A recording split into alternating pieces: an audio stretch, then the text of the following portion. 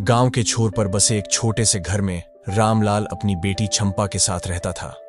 रामलाल एक मेहनती किसान था, लेकिन गरीबी उसकी परछाई बन गई थी।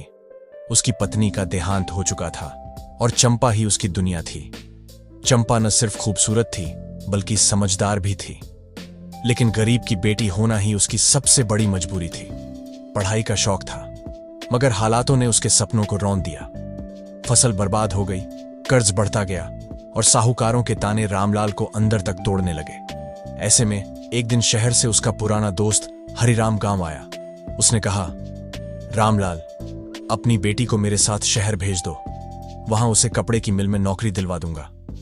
महीने के अच्छे पैसे मिलेंगे। गरीबी से तंग आ चुके रामलाल ने सोचा कि चंपा अगर कमाने लगेगी तो उनकी हालत सुधर जाएगी। चंपा को शहर भेज दिया गया, लेकिन वह कपड़ा मिल नहीं बल्कि एक कोठे पर पहुंची। जब उसे सच्चाई का पता चला तो वह चीखी चिल्लाई, मगर कोई सुनने वाला नहीं था। कोठे की मालकिन रज्जो बाई ने मुस्कुराते हुए कहा, यहां जो एक बार आ गया वो वापस नहीं जाता।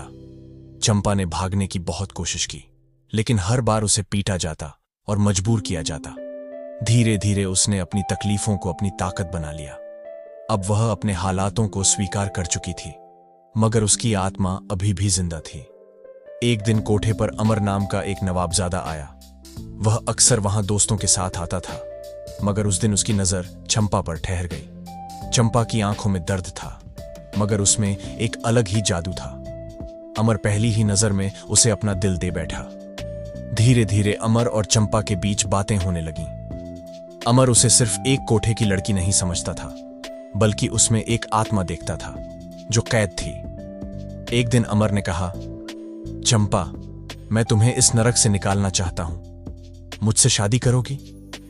चंपा ने उसकी आंखों में झांका और मुस्कुराते हुए कहा, क्या तुम सच में मुझ जैसी लड़की से शादी कर सकते हो?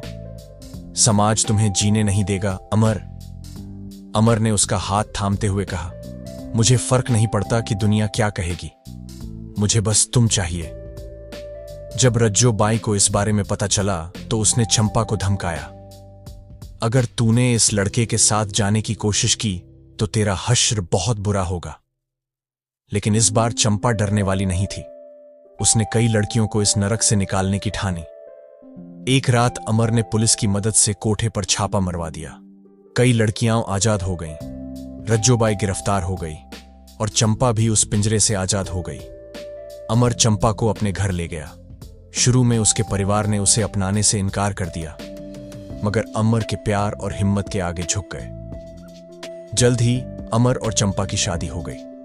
अब वह न सिर्फ अमर की पत्नी थी, बल्कि एक ऐसी औरत बन चुकी थी जिसने अपनी तकदीर खुद लिखी थी। इश्क सिर्फ खूबसूरत लफ्ज़ नहीं, बल्कि एक ताकत है जो इंसान को हर बंधन से आजाद कर सकती है। अगर आपको वीडियो अच्छी लगी हो तो चैनल को सब्सक्राइब कर लें और वीडियो को लाइक करें।